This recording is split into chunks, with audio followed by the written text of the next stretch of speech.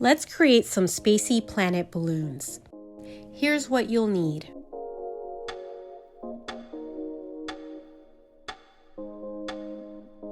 To create your planet balloon, first inflate all of your 11-inch agate balloons. Before tying the neck of each balloon, press the balloon down on a hard surface to let some of the air go. This will give the balloon a rounder, more planet-like shape. Next, inflate your 260 balloons. These will be the rings of your planets. Start with 3 to 4 pumps of air, then wrap the 260 around your balloon to see how much length you need to take off, if any. To reduce the length, first pinch the end of the 260 to keep air from escaping. Then, with your other hand, pinch and twist the 260 at the point you want to reduce it to.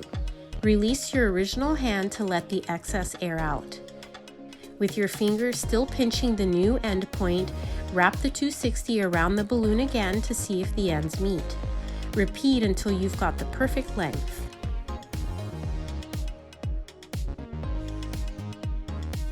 Once you've got the perfect length, tie the ends of the 260 twice, then place it on the planet balloon. Snipping the excess will give you a cleaner, more professional look.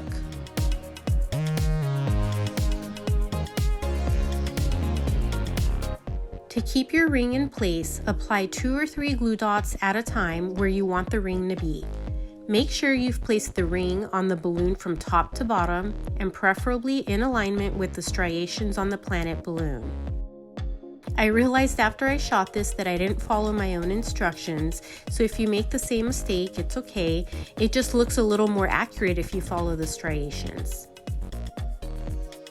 To attach your finished balloon to a balloon garland, tie a rubber band around the balloon's neck, then stretch that rubber band around one of the balloons in your garland. Once it's secured, adjust the placement of the planet as needed.